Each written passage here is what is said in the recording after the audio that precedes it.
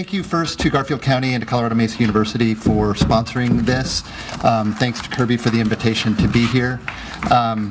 Thanks finally to all of the sponsors. I know how much effort and frankly funding it takes to put something like this on, so thanks to all the sponsors for your support. As I look around, I see so many familiar faces from all around the state, and you know, it's great to see this grow from being a kind of local or regional event to truly a statewide gathering. And so again, congratulations to Kirby and everybody else involved in pulling this off. So I thought I really enjoyed Daniel Ramey's talk. I think a lot of us are going to go home thinking about the heads up versus heads down paradigm. You know, I come at these issues from a few different perspectives across my career. I was an attorney practicing oil and gas litigation and advocacy. I staffed the Oil and Gas Commission early in my time there. And now, by virtue of my position at the department, I get to sit on the commission as a commissioner. And so I see these from a lot of different perspectives. And I can say with real confidence that I think the commission has evolved from, or let's not say what it's from, but at least to, I think, a very heads-up model where we seek to engage, we seek to make fact-based decisions that consider various viewpoints in a process that allows those things to be aired. And I'm proud of what we're able to do as a result. So, but again, I'm going to think about that on the drive home, like a lot of you might. So I'm going to structure my remarks around a little bit about what we've done in the last year, a little bit about what we're working on now, and then a few thoughts on what we hope to accomplish in the next year or so. As far as what we've done in the last year, really much of it was occupied by the investigation into and the response to the explosion and fire at the home in Firestone.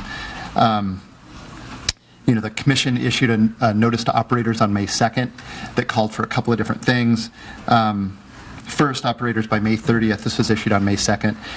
In 30 days, operators were required to inspect any flow lines within 1,000 feet of an occupied building, and also to inspect any abandoned or out-of-service flow lines and mark them, cap them, and remove all operating valves. This was just a short-term measure that required a Herculean effort, to be honest, from the industry to go out and do what we required them to do. And then by June 30th, another 30 days out, operators were required to test all of those flow lines for integrity and report the results to the commission, and to ensure that any abandoned or out-of-service flow lines were had been abandoned in accordance with the commission's rules for doing so, which requires purging them, capping them, cutting them off below grade, essentially to ensure that the circumstances that led to the fatal home explosion in Firestone couldn't physically happen again. So since this time last year, operators have tested almost 120,000 flow lines within 1,000 feet of a building with a less than 0.4% failure rate. They have 5,800 of those lines, or just over that, were within municipalities, and only 3 of those failed their integrity tests. And any of the failing lines, all of the failing lines, have been repaired or abandoned. So again, kudos to the Oil and Gas Commission. This was a, I think, robust regulatory response by the commission and by the industry. Coming out of that, one of the things that the governor called on us to do was to enhance our flow line regulations, and so that, again, took up a lot of our time in the last year. I can say with confidence that now we have the most robust and up-to-date flow line regulations in the country to ensure that lines are constructed properly, operated safely, that records are kept, and that they're abandoned in compliance with the rules. There were 28 parties to that rulemaking, many of whom are in the room, so hello again. We took 2 days of testimony at the commission level, and then a full day of deliberations before they took action, or before we took action, and that was done on February 13th. So thanks to the commissioners for working through that. Major topics addressed in those rules, and I guess maybe wave your arms if this has been covered already here at the symposium in sufficient detail, but I'll go through quickly what those rules do. First, they close some regulatory gaps. We've sort of asserted our jurisdiction while acknowledging the regulatory authority of the PUC and PHMSA, the Federal Pipeline Oversight Agency, over types of flow lines and pipelines. We sought to regulate where we could and ensure that there weren't any gaps in that regulation. We addressed integrity management. We moved from an annual integrity test requirement to a real regime that allows operators to verify integrity from a list of possible methods: pressure testing, continuous pressure monitoring, instrument-aided leak detection, or smart pigging.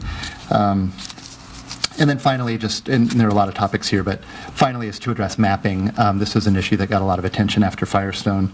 The rules as adopted by the Commission required operators to register all of their off-location flow lines with the Oil and Gas Commission and to provide GIS information to the Commission that's exempt from QORA but can be shared with local governments subject to a confidentiality agreement to ensure that local planners and emergency responders have the information that they need. So that was the balance that was struck there.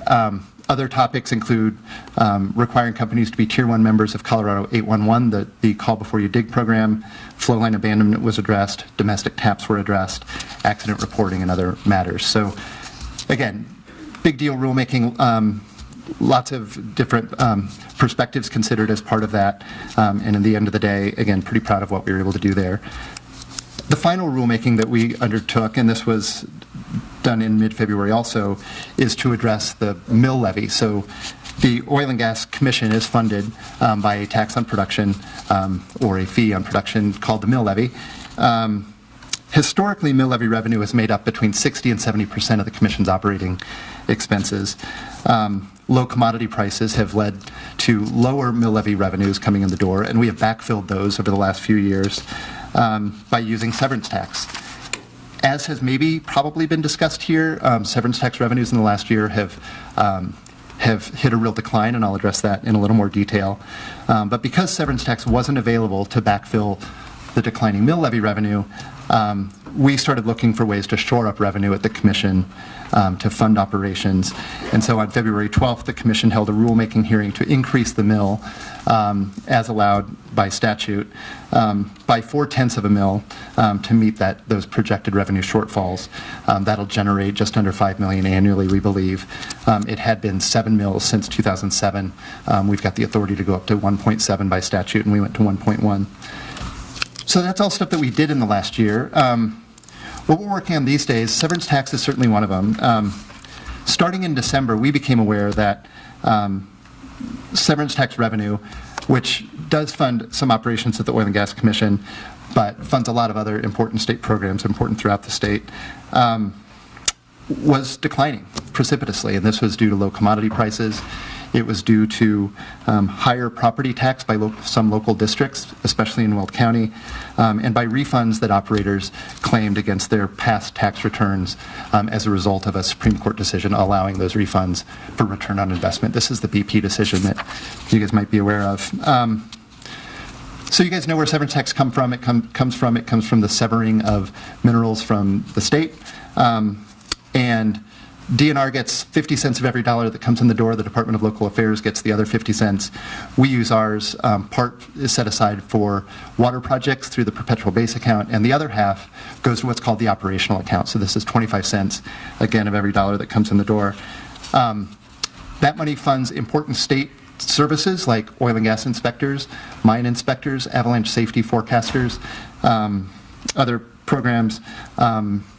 In Tier 1 and Tier 2 programs are grant programs, things like forest health grants, aquatic nuisance species. It doesn't fund staff, it funds programs that out on the ground. And so we were looking at a circumstance where we might not be able to make payroll for those Tier 1 expenses by the end of this fiscal year. And so, again, that's a description of the problem.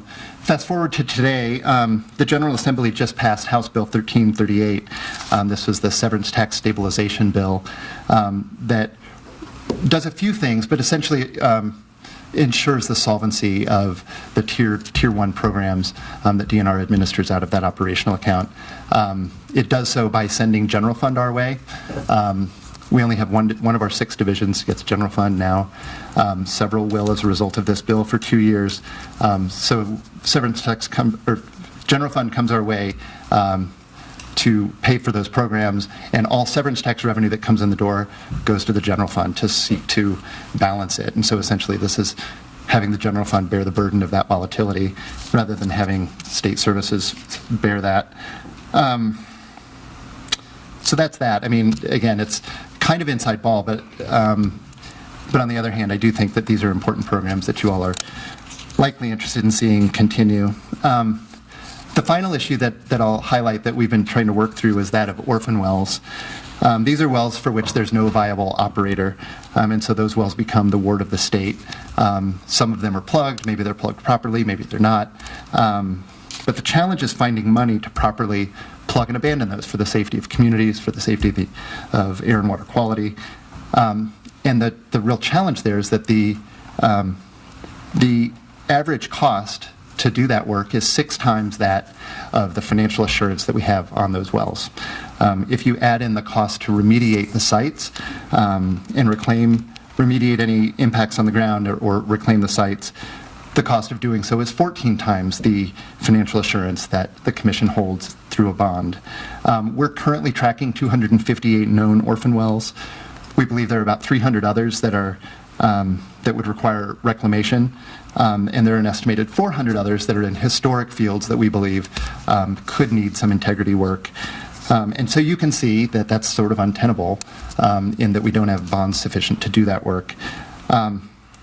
Currently, we've gotten, for the last several years, we've had appropriated just under $500,000 to do work like this. That's allowed us to do 10 to 12 orphan wells a year, 6 or 8 sites that need to be reclaimed. We can get that work done in a year. But at that rate, it would take decades to work through the known backlog of orphan wells when we keep becoming aware of additional wells as time goes on. So again, this is an issue we've been talking at the Commission level. We've been talking with operators and stakeholders about for over a year. We had a provision in the long bill that increases our spending authority. It doesn't give us any new money, but it gives us the ability to spend more if we can get the money to do this work from, again, about $500,000 before. It was $445,000 up to $5 million. Again, it didn't come with any new revenue to support that, but it does ensure that we can do that work if the revenue comes our way, whether through whatever means. So, boy, I've got about a minute left. Quickly, a few of the things that we hope to accomplish in the next year that are important to me to foster is, I'd really like to get a conversation going about geographic planning for oil and gas activities. If we can look at oil and gas development on a broader geographic scope rather than a pad-by-pad basis, I think it's in the interests of both operators, communities, and frankly, as regulators, it's better for us. It gives us the opportunity to really look at things as a package and provide some certainty to companies and local jurisdictions as to what is planned and how it might unfold. There were some rule changes adopted in 2008 that called for either wildlife mitigation plans, many of which have been done in the Western Slope, comprehensive drilling plans, or geographic area plans. Those are all voluntary measures. They're not required.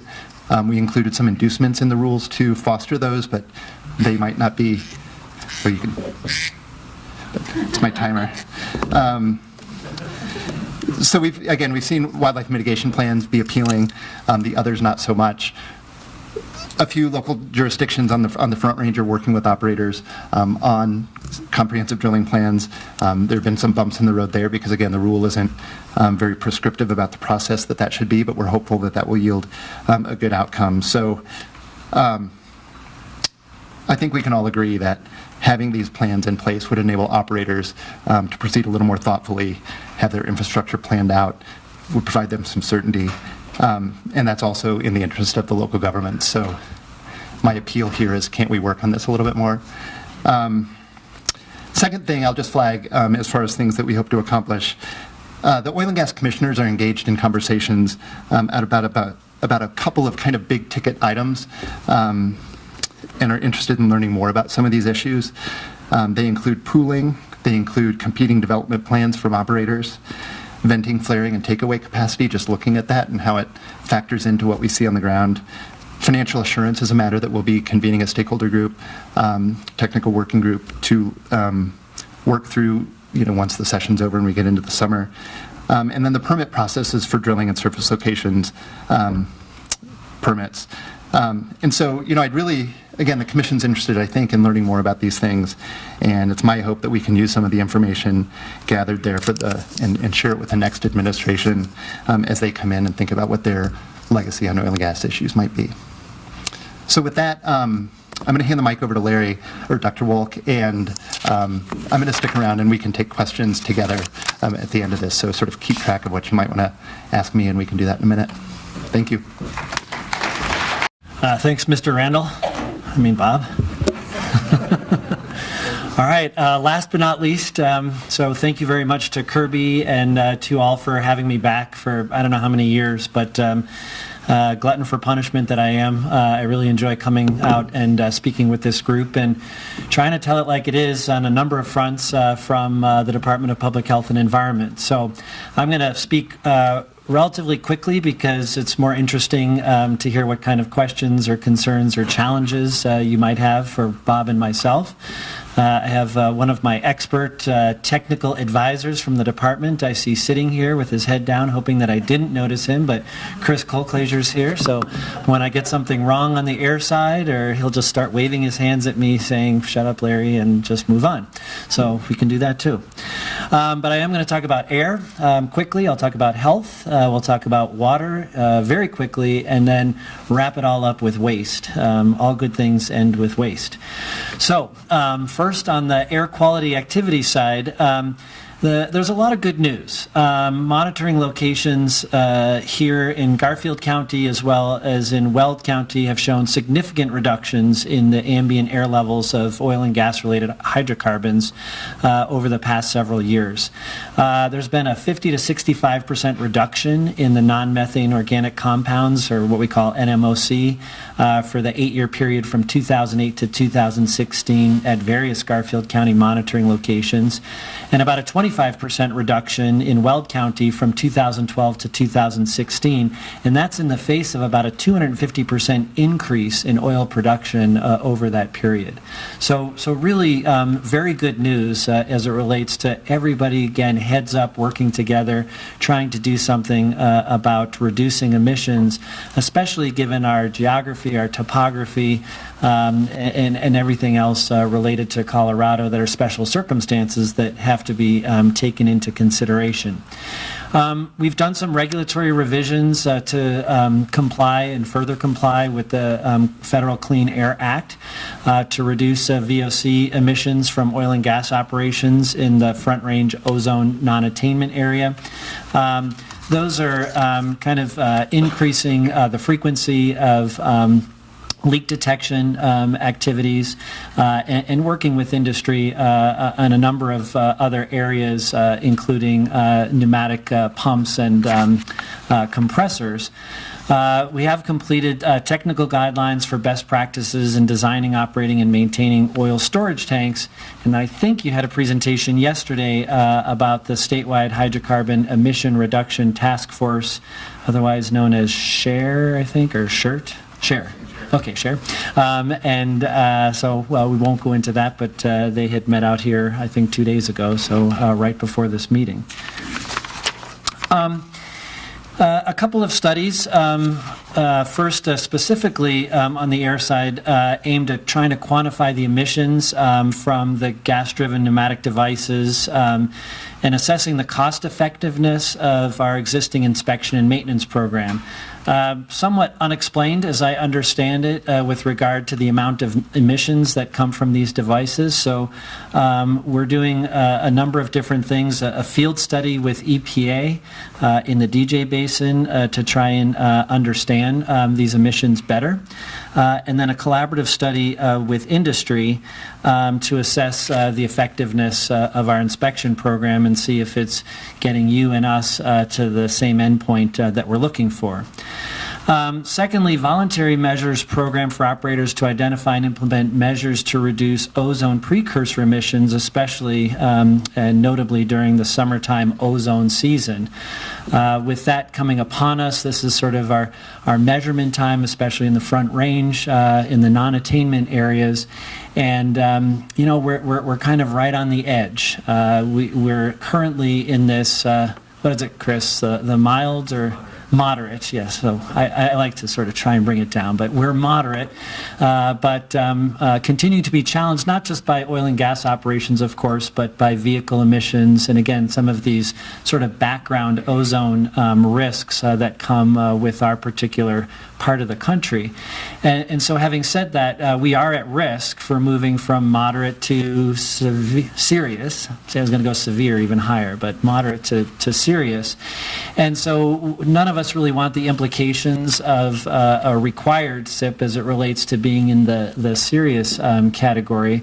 So anything we can do with industry to make industry aware and look at how we can sort of work together on maybe reducing or preventing maintenance operations from occurring during some of those high days, or anything that requires venting or flaring to any extent will help us try to keep those emissions low during these summer months. So speaking of studies, I'll move to health, topic number 2. As you all know, we were funded to put into operation this mobile monitoring unit that can be deployed to really any community to do some monitoring and some health assessment and modeling based on emissions. Since October of 2015, we've had over 500 concerns reported to our intake line, whether it's online or by phone. North Front Range counties account for 75% or so of the reported concerns that come in. We've done 6 community exposure investigations, primarily in the DJ Basin, and over 800 hours of air samples, and have some ongoing risk evaluations, health risk evaluations here or in proximity to here in Battlement Mesa. To date, we found no elevated no elevated levels to make us concerned about short or long-term health risks from those substances that are measured. And we publish these reports and we post them to our site online. So if anybody's interested in looking at the technical sort of aspects of what we're monitoring and how we modeled and the conclusions we came to, we're very transparent about making that information available. So I think it's been very helpful to try to address local concerns, as you heard from the previous speaker. And so for us, it's been very beneficial to be able to have something that we can use in response to health-related concerns that people have. And we're very empathetic to noise complaints or bad smells or truck traffic or things like that, but also very careful to make sure that we understand the difference between a health-related impact as a result, or whether or not it's something that's bothersome or a nuisance or causing health-related impacts in a different way, again, as a result of having a noxious smell or having a loud noise or having truck traffic.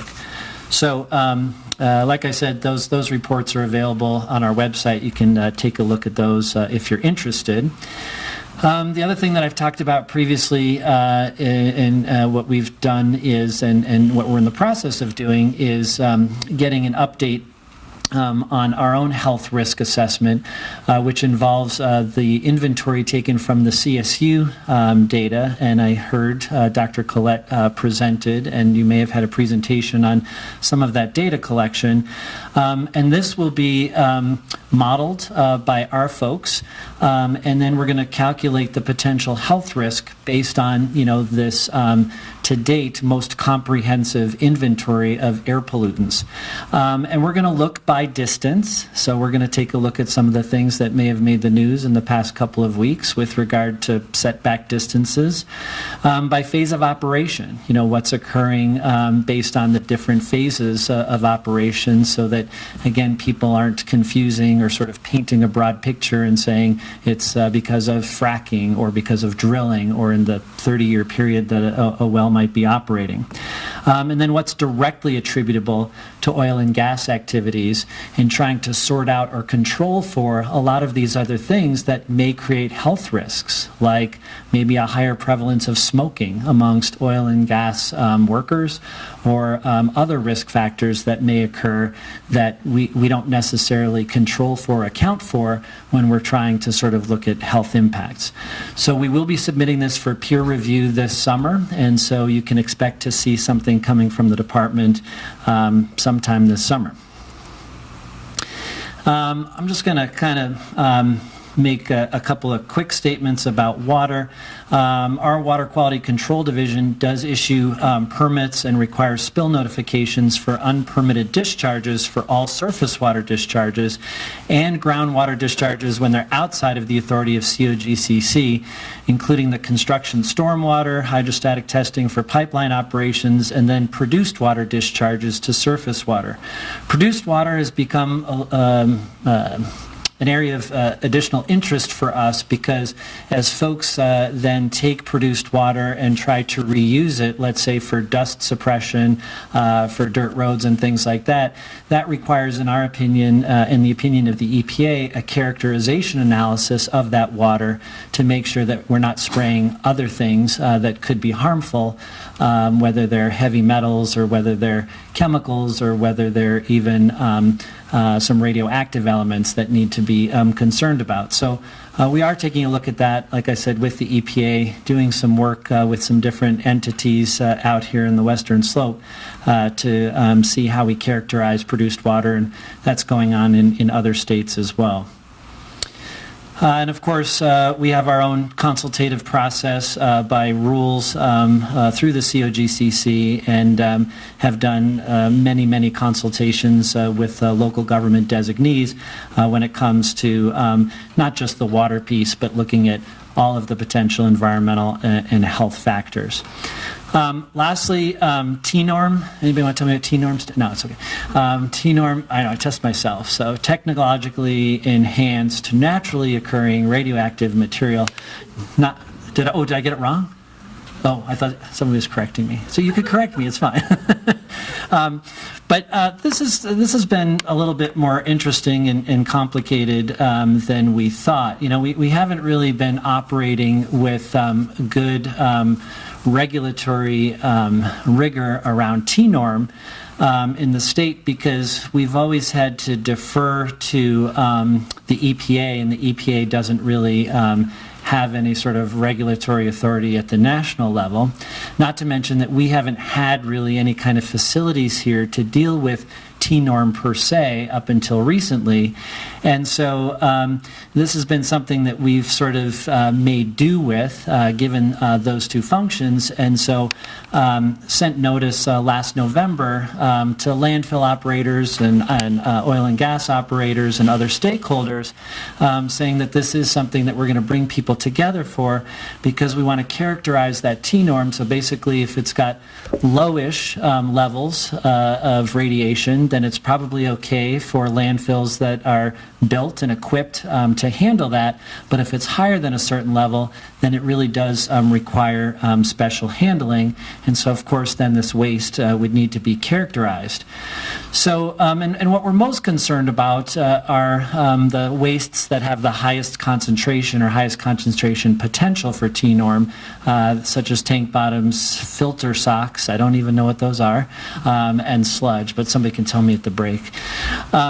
And so we started our own bill to try and sort of take out this precursor language, which I thought I had, but I guess I didn't.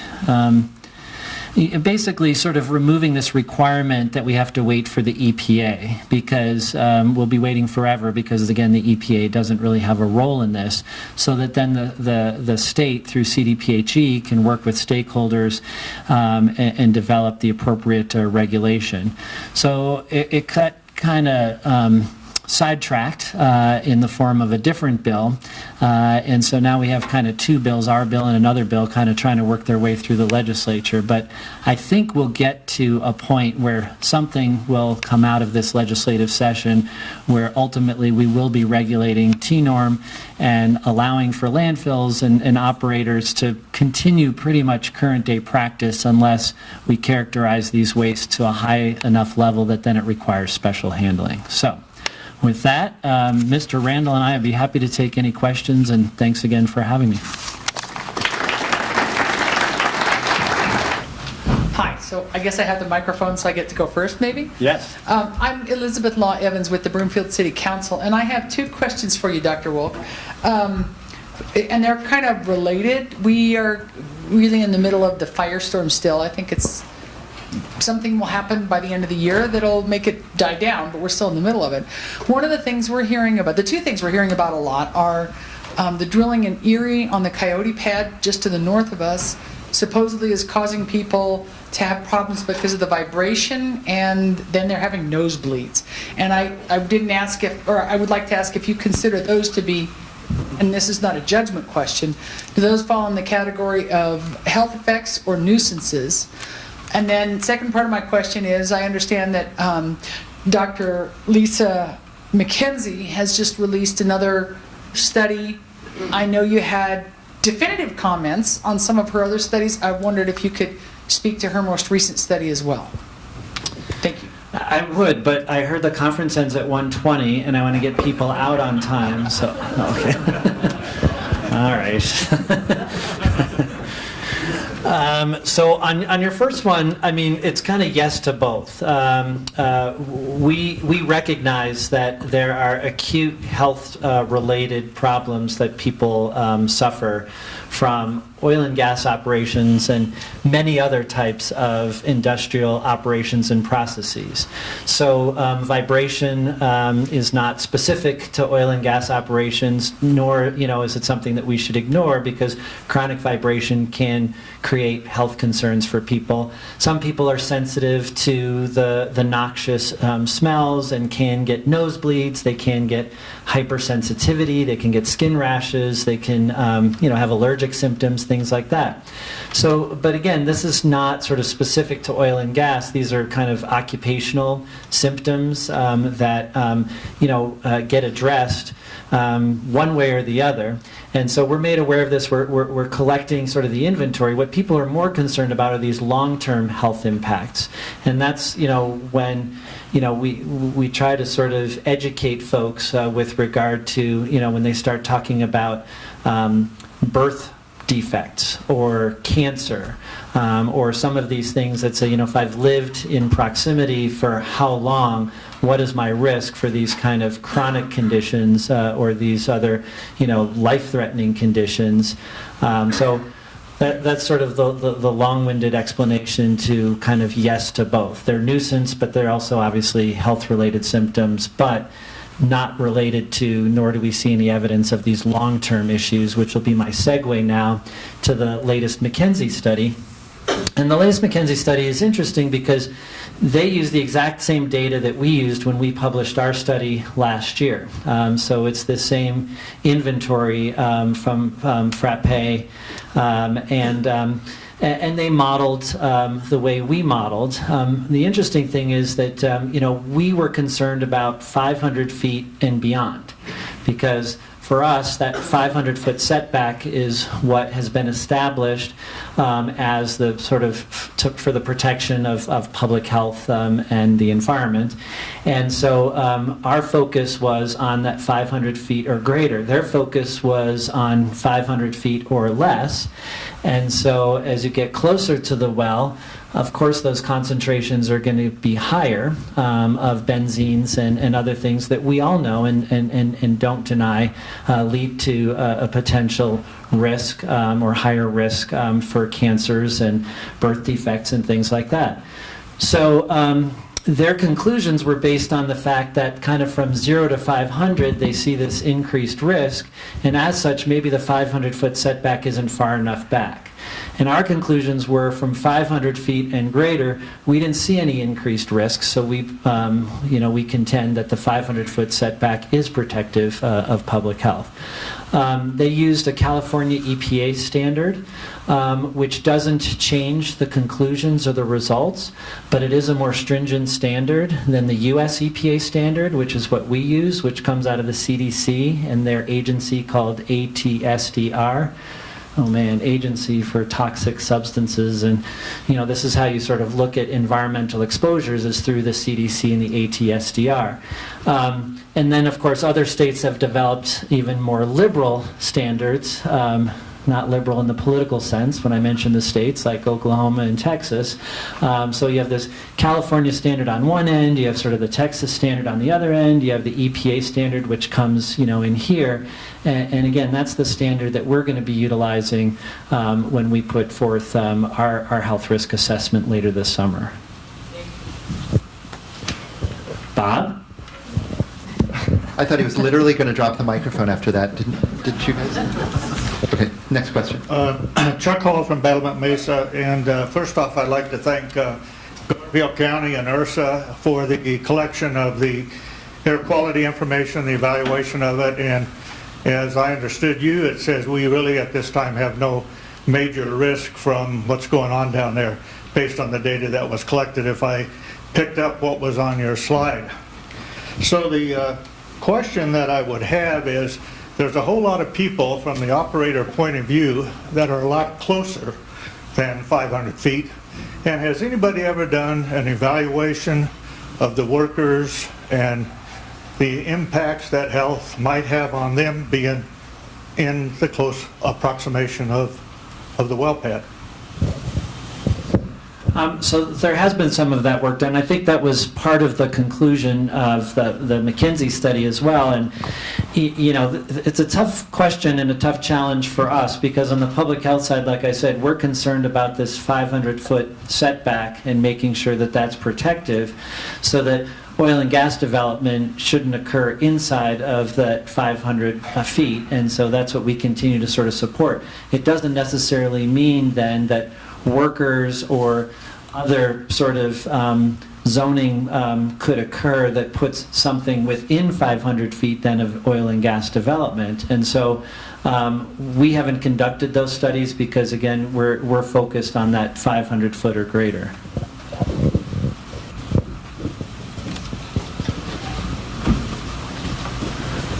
Yes, ma'am. Hi, my name is Susan McLean. I'm from Aurora, and I have a question for Dr. Wolk about a Denver Post article and a Greeley Tribune article from 2016 that the infant mortality rate in Wolk County is twice as high as the rest of the state. And given that I think upwards of 90% of Colorado's oil and gas production comes from that area, and their wells are all in close proximity in the urban area, has any further study been warranted for your agency to look into that and see if it's related? So I'll answer globally first, which is to say that at the health department, we maintain registries. So we look at things like infant mortality, cancer, birth defects, chronic disease. And so we're constantly monitoring that for the entire state and doing it down to the county, and in some cases more granular levels than that. So we would be aware if there was an increase in things that, again, some of these studies have contended based on models.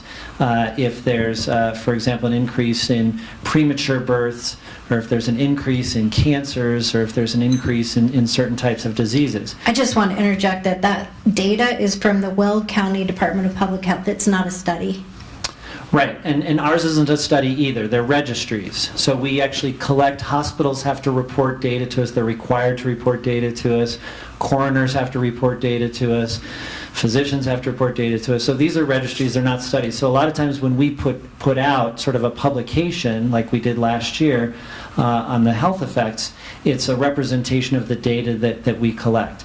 To be honest, I'm not familiar with what you're quoting as far as infant mortality data. I would love an opportunity to kind of catch up with you afterward, and then I can follow up and tell you what we did with that. But I was here in 2016. I know I don't remember what I had for breakfast today, but I would have remembered something like that, and I'm just not, it's not clicking for me that we even had that or how we addressed that if we did.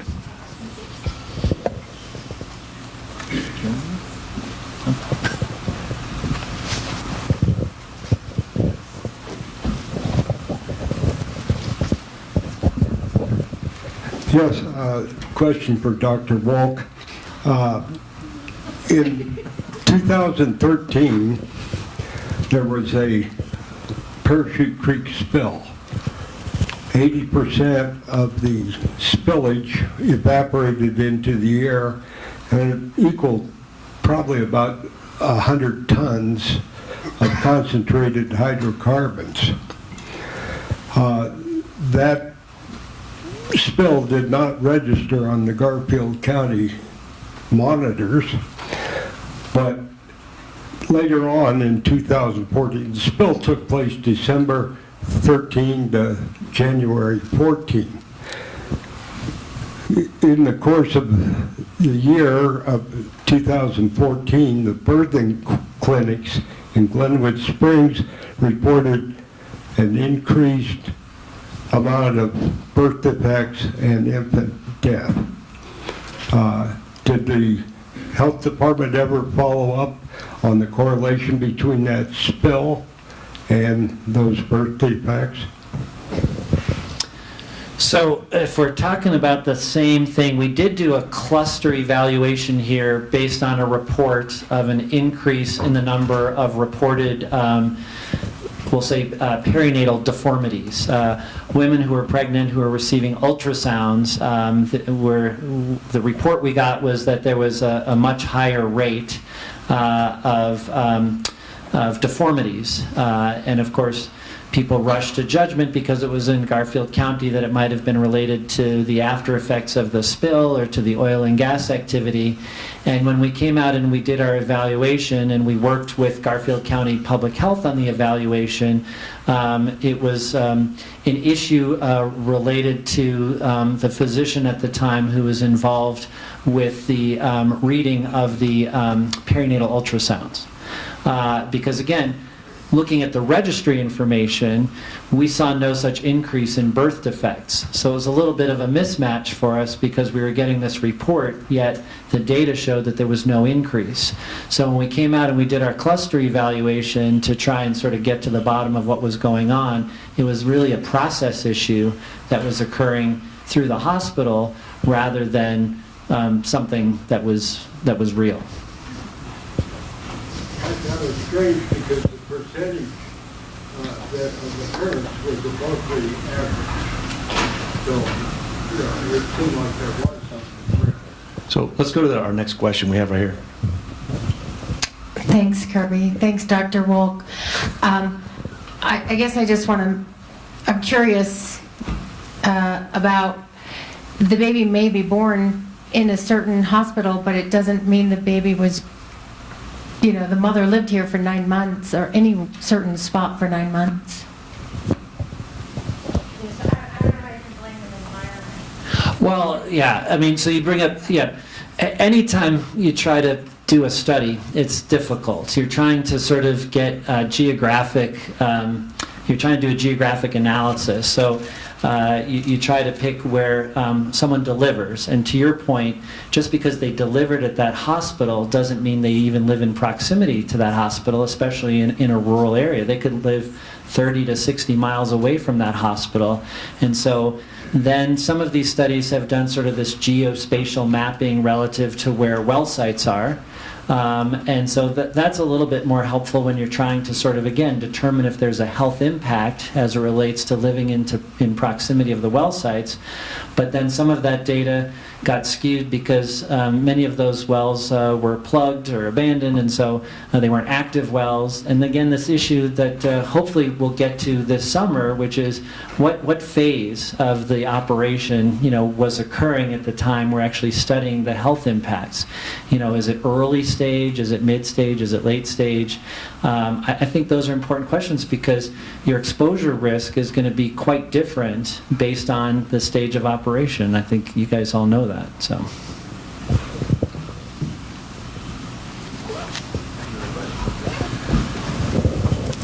Any other questions, anybody? I don't see any more.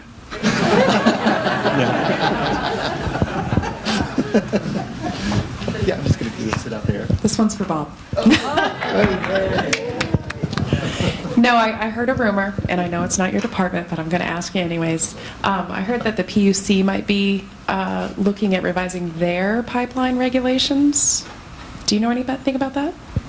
It's a rumor. It's a rumor. I don't. I'm going to look for a little bit of a lifeline in the back of the room. Matt, have you heard or are you aware of that, just given our work on the flow line regs? No. Sorry, can neither confirm nor deny the existence of a rumor. Anyone else? Well, with that, thank you to our panel.